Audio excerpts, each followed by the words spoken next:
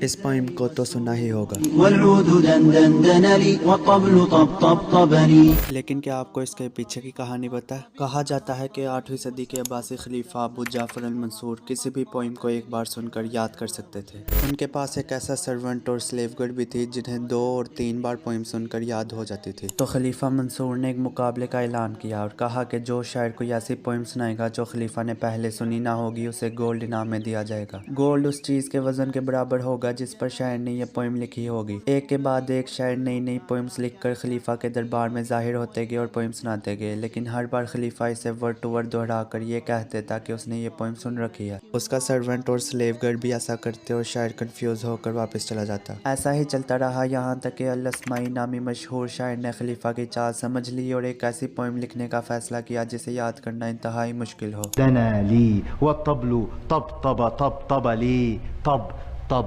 طب طب طب. جب خلیفہ نے یہ پوئم سنی تو وہ اس کی کمپلیکسٹیز اور ریپیٹیشنز کو دیکھ کر حیران ہو گیا اور اس کو دہرا نہ سکا۔ جب انعام دینے کی بات آئی تو پتہ چلا کہ اسمائی نے یہ پوئم ایک ماربل کے پلر پر لکھی ہے جس کو 10 آدمی اٹھاتے ہیں، یعنی پرائز منی بہت زیادہ ہونا تھا۔ اسمائی نے کہا کہ اس کی جگہ تم میرے سے پہلے آنے والے تمام شاعروں کو ان کے پیسے واپس کر دو اور اپنی یہ گیم بند کرو۔ دراصل اس کہانی کی بہت سی ویریشنز ہیں اور موسٹ لائکلی اس کہانی کا حقیقت سے کوئی تعلق نہیں، لیکن جو بھی ہو اٹس ویری انٹرسٹنگ ٹو سی کہ 1300 سال گزرنے کے باوجود ہم آج بھی اس پوئم کو یاد کرنے میں مصروف ہیں۔